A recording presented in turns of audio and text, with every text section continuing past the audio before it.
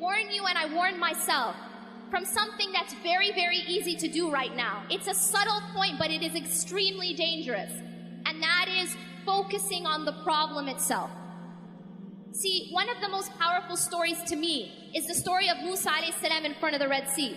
I feel like within this story, it's like a narrative that explains our whole condition and the reactions that we have when we are faced with challenges. And Allah subhanahu wa ta'ala shows us in this story, He compares and contrasts the reactions of different people to the same external event or the same external obstacle. فَلَمَّا فَرَاءَ الْجَمْعَانِ قَالَ أَصْحَابُ مُوسَى إِنَّا لَمُدْرَكُونَ. When Musa alayhi salam is now trying to escape Pharaoh, there's a Pharaoh following behind with his army. And now him and his people are they're in front of the Red Sea. And there's an army behind them. And this is a superpower army. And they're a group of slaves. And now they're put in this very, very difficult situation. Do we find ourselves in a difficult situation just now? We are in a very difficult situation. And when the two, Allah says, when the two groups saw each other, the people of Musa, قَالَ أَصْحَابُ مُوسَى إِنَّا لَمُدْرَكُونَ. The people of Musa alayhi salam said, we will indeed be overtaken. We indeed will be overtaken. إِنَّا لَمُدْرَكُونَ. And that's a very natural reaction to being stuck in front of the Red Sea with a superpower army behind you. It's a natural reaction that we had. But I want to tell you something amazing, and that is the reaction of Musa alayhi salam. In that same exact situation, he's looking at the same situation, but his basira, his heart is looking at and focused on something else. قَالَ كَلَّا إِنَّ مَعَيَ رَبِّي سَيَهْدِينَ. Indeed, my Lord is with me, and He will guide me through this. The reason why I love this story so much is because this story isn't just a story. It's awesome, it's something we tell our kids, but it isn't a bedtime story. It is a sign, and Allah actually continues to say in فِي ذَلِكَ لَآيَةٌ that indeed in this is a sign, but most people don't get it. It is, you and I are never going to be in front of a large body of water with an army behind us, but we are going to be put in situations where we feel trapped, and we are going to be put in situations where we don't see a way out, and we feel that way just now. We feel that way politically. We feel that way socially to a large degree. But what's so powerful here is how. How was Musa alayhi salam able to respond in that way? How was he able to say, no, we will not be overtaken? Why was he able to do that? And the answer is because his focus was not on the problem. His focus was not on the Red Sea, and his focus was not on the army. His focus was on Allah. His focus was that, no, Inna ma'aya Rabbi sayahdeen, my Lord is with me. And if Allah is with you, you don't have to worry. He will guide me through. Allah is teaching us a timeless lesson. We're going to be put in situations where we feel trapped.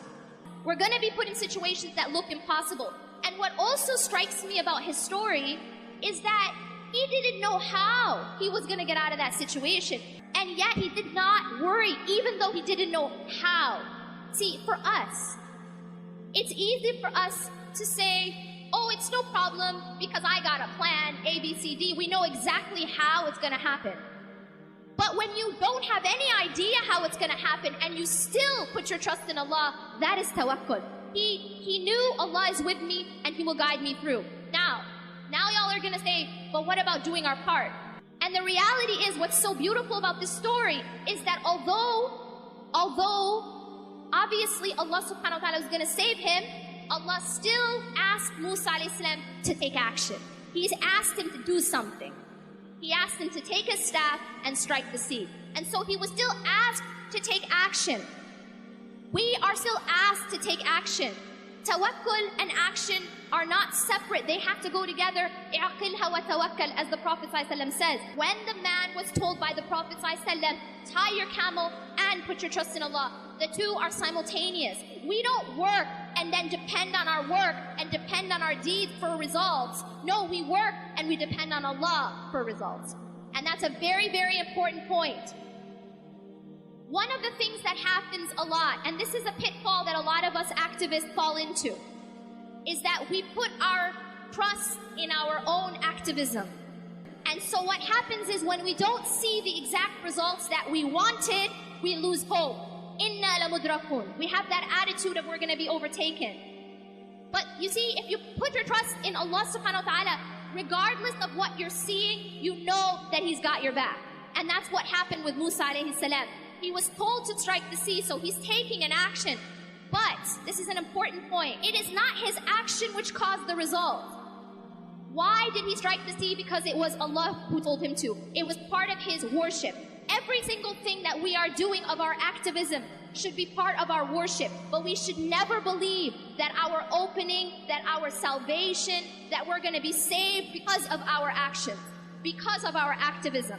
We get saved by Allah. And this is a very, very important point of our tawheed. To understand it's only Allah who saves us. It's only Allah who provides the opening. He is Al-Fattah. He is Al-Fattah. I'm not Al-Fattah. You're not Al-Fattah. We're not, as organizations, Al-Fattah. We don't change our circumstances. Allah changes our circumstances. But here's a very important point about the formula for change. إِنَّ اللَّهَ لَا يُغَيِّرُ مَا بِقَوْمٍ حَتَّى يُغَيِّرُ مَا بِأَنفُسِهِمْ. Yes, Allah is the one who changes our circumstances. But Allah also says that indeed Allah does not change the condition or the circumstances of a people until they change what's inside themselves. There is a job that we have to do. There is a striking of the sea that we have to do. But we have to, at the same time, never despair. We have to, at the same time, have the attitude of كَلَّا إِنَّ مَعَيَ رَبِّي سَيَهْدِينَ. Indeed, my Lord is with me and He will guide me through. This is extremely essential. And I will tell you this. If you are focused too much on the problem, you will have the reaction of Bani Israel. Because if all we talk about is the problem, if all we think about is the problem, if all we post about is the problem, if all we discuss is the problem, then what happens is, and this is a psychological reality, whatever you focus on grows. Whatever you focus on grows. This is why Allah subhanahu wa ta'ala told us to focus on dhikr. That the more that we focus on the remembrance of Allah, the bigger the importance of Allah subhanahu wa ta'ala is in our lives. But if we're focused on everything that's going wrong, if our focus is on everyone who's saying this about us and they're going to do this to us, I promise you, we will fall into despair. The problem will actually grow because it becomes our focal point. And this is a dangerous thing that we fall into. Our focal point needs to be إِنَّ مَعَيَ رَبِّي سَيَهْدِينَ. This is a very different focal point. The focal point of Musa alayhi salam. Indeed, my Lord is with me and He will guide me through. Yes, I do my part because it's part of my worship. But Allah subhanahu wa ta'ala is my focus. And when Allah is your focus, then you don't fall into despair because you know that Allah's got you.